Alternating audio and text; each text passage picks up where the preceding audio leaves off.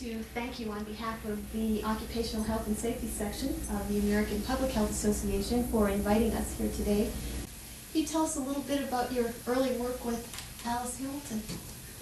Yes, it happened in the most pleasant possible way. After I read my first paper in public on the subject of beryllium disease in the fluorescent lamp industry in Salem and Danvers, she wrote me the nicest possible letter congratulating me on having written a paper.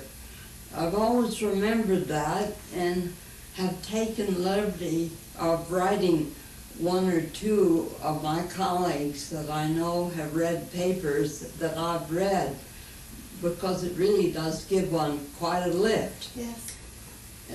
The second letter from Dr. Alice was to invite me to have lunch with her at the Parker House in Boston, which I did, and we each sat on a stool, and I found out later she put her deaf ear towards me and said, "Dr. Hardy, I think you're quite ready to help me with the second edition of my book,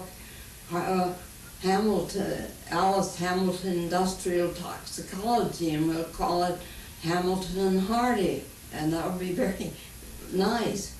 And she went down the table of contents, and I thought she was hearing all I said, but she wasn't. And she would say, "Well, I will do the lead, but you do the mercury. I will do the trichloroethylene, and you do the carbon tetrachloride." And so it went down the list of contents. Well, I was saved considerable embarrassment by the fact that I hadn't understood what she had in mind, and there was a publishing strike just then. And this was the time when she was awarded the Browning Award, and not to be too excited about such things, I received it some years later. Well, it has $5,000 with it, and she took her sister to Guatemala and left me with the book. And at the time I was out at Los Alamos trying to look after the atom bomb. But I had loads of time to go over the manuscript and write the things that I was supposed to know about. And so the book got written. Then I kept very closely in touch with her and was invited to her house in Hadline for weekends quite often. And she had a sister, Margaret, that lived there too. And Margaret had been the head of a girls' school and a teacher herself, and was somewhat, let's call it, conservative. And Alice, as you may remember, was almost an, well, she certainly was an activist. Yeah. At any rate, Miss Margaret, the one who was at home there, would say to me, "Now, Harriet, I hope you don't act like Alice.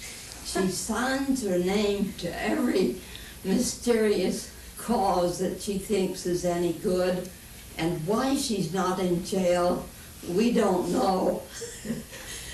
And Dr. Alice gave the most wonderful answer. She turned to me without a smile and said, "Now, Harriet, I'm the older.